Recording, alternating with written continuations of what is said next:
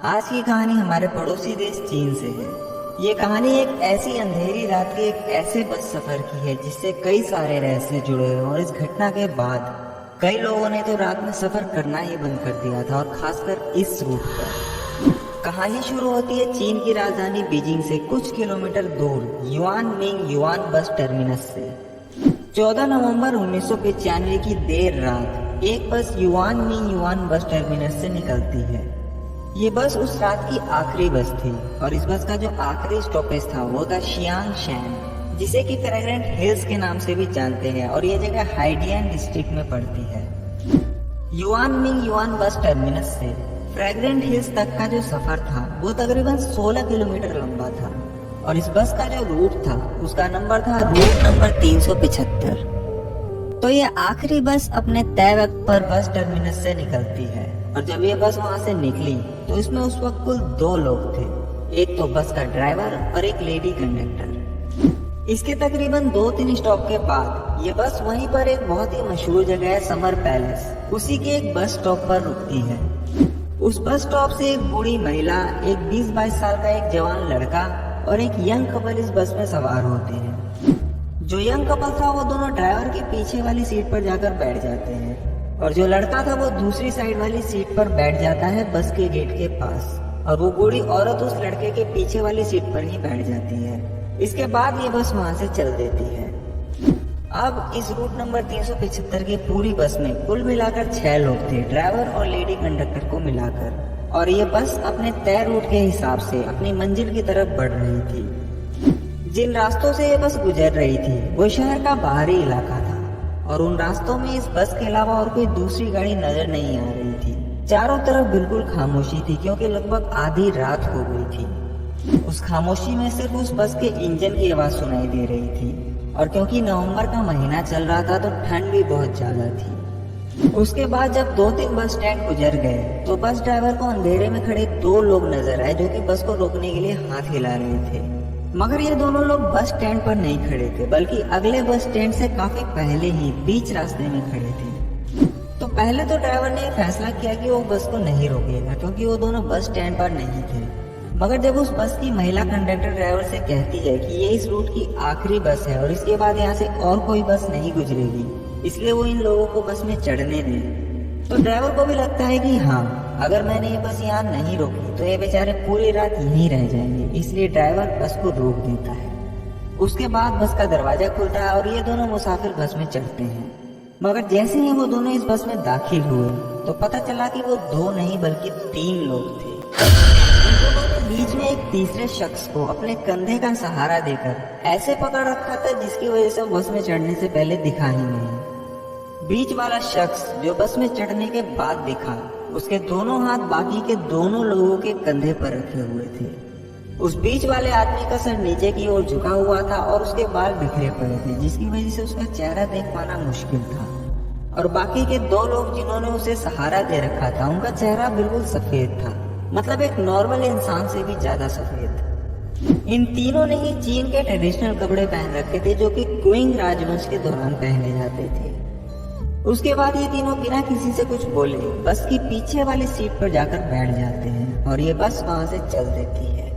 मगर इन तीनों को देखकर बस में बैठे बाकी के पैसेंजर घबरा जाते हैं, क्योंकि एक तो आधी रात का वक्त और पहले 2 लोगों का दिखना और फिर अचानक से 3 लोगों का चढ़ना और ऊपर से उनके अजीब से कपड़े।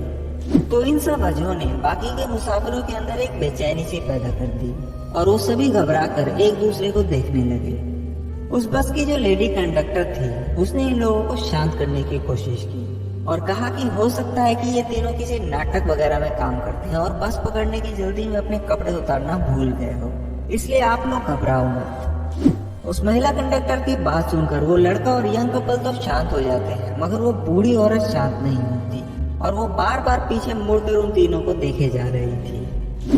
इसके 2-3 स्टॉप के बाद वो जो यंग जोड़ा बस में बैठा था उनका स्टॉप आ जाता है, तो वो बस से उतर जाते हैं और फिर ये बस अपनी मंजिल की तरफ चल देती है। अब उस बस में टोटल 7 लोग सवार थे, एक बूढ़ी महिला, एक लड़का, एक बस ड्राइवर, एक लेडी कंडक्टर और वो 3 पैसेंजर जो सबसे लास्ट में चढ़े थे। बाहर ठंडी हवाओं का शोर सुनाई दे रहा था और बस के अंदर वो लेडी कंडक्टर और बस ड्राइवर एक दूसरे से हंसी मजाक कर रहे थे। अचानक से वो जो बूढ़ी औरत थी वो अपनी सीट से खड़ी होती है और अपने आगे वाली सीट पर बैठे लड़के पर चिल्लाने लगती है और कहती है कि उसने उसका पर्स चुरा लिया। इस बात पर उस लड़के को भी गुस्सा आ जाता है और वो भी उस बूढ़ी औरत से बहस करने लगता है। ये शोर सुनकर उस बस की जो लेडी कंडक्टर थी वो भी वहाँ आ जाती है और पूछने लगती है कि आखिर क्या हुआ। तो वो बूढ़ी महिला कहती है कि इस लड़के ने मेरा पर्स चुरा लिया, मगर वो लड़का कहता है कि उसने कोई चोरी नहीं की। धीरे धीरे ये झगड़ा इतना बढ़ जाता है कि वो बूढ़ी महिला उस लड़के का कॉलर पकड़ लेती है और कहती है कि अगले स्टॉप पर बस रोको, मुझे उतरना है और इस लड़के को पुलिस के हवाले करना है। वो लेडी कंडक्टर उस बूढ़ी औरत को शांत करने की बहुत कोशिश करती है, मगर वो किसी की नहीं सुनती और अपनी बात पर अड़ी रहती है कि अगले स्टॉप पर वो इस लड़के को पुलिस स्टेशन लेकर जाएगी। आखिरकार बस का ड्राइवर अगले स्टॉप पर बस को रोक देता है।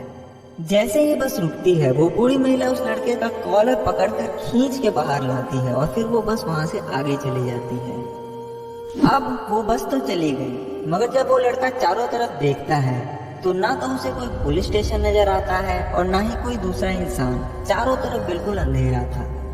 इसके बाद वो गुस्से से उस बूढ़ी औरत से बोलता है कि तुम्हारे इस झूठे इल्जाम की वजह से मेरी आखिरी बस छूट गई और इसके बाद कोई दूसरी बस भी नहीं आएगी, तो मैं अब अपने घर कैसे जाऊंगा, और यहाँ तो कोई पुलिस स्टेशन भी नजर नहीं आ रहा। तो वो बूढ़ी महिला उससे कहती है कि यहाँ कोई पुलिस स्टेशन नहीं है और मैंने तुम्हें यहाँ किसी पुलिस स्टेशन ले जाने के लिए नहीं उतारा, बल्कि मैंने तुम्हारी जान बचाई है। वो बोली कि मेरे पास और कोई रास्ता नहीं था और मुझे तुम्हें इस तरह उतारना था ताकि किसी को कोई शक न हो। उस बूढ़ी औरत की ये बात सुनकर वो लड़का सोच में पड़ जाता है और कहता है कि तुमने मेरी जान कैसे बचाई। तो वो बूढ़ी औरत बोलती है कि तुम्हें वो 3 लोग याद है जो सबसे आखिरी में बस में चढ़े थे। तो लड़का कहता है हाँ याद है, थोड़े अजीब से थे। तो वो बोली कि जब से वो बस में चढ़े थे तभी से मुझे कुछ अजीब से लग रहे थे, इसलिए मैं बार बार उन्हें पीछे मुड़ मुड़ कर देख रही थी। इसी बीच एक बार खिड़की से तेज हवा बस के अंदर आए और उनके कपड़े हवा में उड़े। तो मैंने देखा कि उन तीनों के पैर गायब थे और मुझे पक्का यकीन है कि वो तीनों इंसान नहीं थे। मुझे अपने साथ साथ तुम्हारी भी जान बचानी थी, इसलिए मैंने तुम पर झूठा इल्जाम लगाकर बस से उतार दिया। जैसे ही ये बात उस लड़के ने सुनी उसके पसीने छूट गए। उसके बाद ये दोनों थोड़ी दूर आगे एक पुलिस स्टेशन था, वहां गए और इन 3 रहस्यमय लोगों के बारे में बताया। और जब उस बूढ़ी औरत ने ये बताया कि उन तीनों के पैर नहीं थे तो पुलिस को लगा कि वो मजाक कर रही है और ये उसका वहम होगा, और फिर पुलिस ने दोनों को अपने अपने घर भेज दिया। उसके बाद 14 नवंबर 1995 की वो रात बीत गई, मगर अगले दिन 15 नवंबर को एक चौंकाने वाली चीज हुई। पता चला कि रूट नंबर 375 की जो आखिरी बस yuan Ming yuan bus terminus से निकली थी और जिसे फ्रैग्रेंट हिल्स पहुंचना था, वो बस फ्रैग्रेंट हिल्स के बस डिपो पहुंची ही नहीं। मतलब कि जिस बस को 14 नवंबर की रात को ही बस डिपो पहुंच जाना चाहिए था, वो बस अभी तक गायब थी। और न सिर्फ बस गायब थी बल्कि उसके साथ साथ बस का ड्राइवर और लेडी कंडक्टर भी गायब थी। इसके बाद बस डिपो वालों ने पुलिस के पास उस बस की मिसिंग रिपोर्ट लिखाई। अब जैसे ही पुलिस को पता चला कि रूट नंबर 375 की वो आखिरी बस गायब हो गई है, तब उन्हें वो बूढ़ी महिला और वो लड़का याद आया। फिर उन दोनों को पूछताछ के लिए बुलाया गया और उन्होंने फिर से वही कहानी दोहराई, पर इस बार पुलिस ने उनकी बातों को सीरियस लिया और बहुत ढंग से सुना। मगर कहीं से ये बात मीडिया में लीक हो गई और देखते ही देखते रूट नंबर 375 की बस गायब होने और उससे जुड़ी ये कहानी लोगों में आग की तरह फैल गई। लोग इसको लेकर तरह तरह की बातें बनाने लगे। इधर पुलिस भी बस की तलाश में जुटी थी, मगर उन्हें कोई कामयाबी हाथ नहीं लग रही थी। और इसी खोजबीन में 2 दिन बीत गए और 17 नवंबर आ गया। 17 नवंबर 1995 को पुलिस को मीगुन रिजर्वॉयर में एक बस पानी के अंदर डूबी हुई मिलती है। उसके बाद क्रेन से बस को बाहर निकाला जाता है और जब बस बाहर आती है तो पता चलता है कि यह वही रूट नंबर 375 की आखिरी बस है जो 2 दिन से गायब थी। फिर जब बस को खंगाला गया तो उसके अंदर से 3 लाशें मिली, एक बस ड्राइवर की, एक लेडी कंडक्टर की और एक उस शख्स की जिसे उन दोनों रहस्यमय इंसानों ने बीच में सहारा देकर पकड़ रखा था, जिसके बाल बिखरे हुए थे। अब पुलिस को ये बस तो मिल गई, मगर इसने इस कहानी को सुलझाने की बजाय और उलझा दिया, क्योंकि जो 3 लाशें उस बस में मिली वो पूरी तरह सड़ चुकी थी और ऐसा लग रहा था जैसे इनकी मौत कई दिन पहले हो चुकी है, जबकि सिर्फ 2 दिन पहले ही ये बस और ये लोग गायब हो गए थे। 2 दिन के अंदर ही बॉडी इतनी डिकम्पोज हो जाए ऐसा पॉसिबल ही नहीं था। गर्मी अगर बहुत ज्यादा भी हो तब भी 2 दिन में लाश इतनी नहीं सड़ सकती। और खैर उस वक्त तो नवंबर का महीना चल रहा था और उन दिनों रात के वक्त वहाँ का तापमान कभी कभी तो माइनस में भी चला जाता है। दूसरा कि जहाँ ये बस पानी में डूबी हुई मिली वो जगह फ्रेग्रेंट हिल से तकरीबन 100 किलोमीटर दूर थी। जब ये बात बस डिपो में बताई गई तो उन्होंने कहा कि ये पॉसिबल ही नहीं है कि वो बस 100 किलोमीटर और आगे तक चली जाए क्योंकि उसमें इतना डीजल ही नहीं था। ये बात सुनकर पुलिस वाले और हैरान हो गए।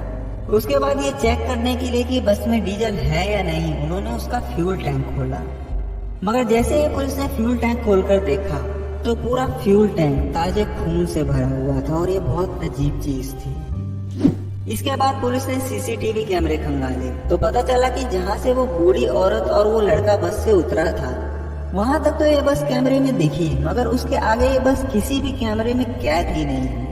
और क्यों कैद नहीं हुई इसका जवाब किसी के पास नहीं था। उसके बाद ये छानबीन ऐसे ही चलती रही मगर इसका कोई फायदा नहीं हुआ।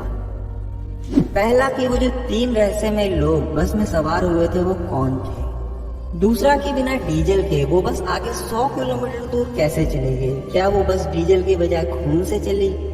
तीसरा कि इतनी ठंड होने के बावजूद भी सिर्फ 2 दिन के अंदर ही बस में मेरी लाश इतनी सड़ कैसे गई।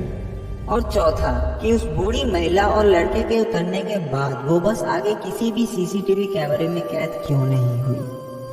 मगर चीन के सरकारी अखबार ग्लोबल टाइम्स ने खुद इस खबर को अपनी वेबसाइट पर डाल रखा है तो जाहिर सी बात है इसमें कुछ तो सच्चाई होगी। वहीं दूसरी तरफ चीन के बहुत सारे लोग इस घटना को सच मानते हैं और इस घटना के बाद लोगों ने रूट नंबर 375 को भूतकाल में सूचित कर दिया और आज इतने साल बाद भी ये कहानी चीन में सुनी और सुनाई जाती है। तो ये थी चीन के रूट नंबर 375 के भूतिया सफर की कहानी। मुझे उम्मीद है कि आप लोगों को ये कहानी जरूर पसंद आई होगी। अगर आपको कहानी पसंद आई हो तो इसे लाइक करें और कमेंट करके बताएं कि आपको कहानी कैसी लगी और इसे ज्यादा से ज्यादा शेयर करें और चैनल को सब्सक्राइब करके बेल आइकन को जरूर दबाएं ताकि आप मेरी कोई भी कहानी मिस न करें। और हाँ, आप चाहें तो मुझे इंस्टाग्राम पर भी फॉलो कर सकते हैं। मैं आपसे मिलूंगा अगली कहानी में, तब तक के लिए अपना ख्याल रखिए। Thank you very much.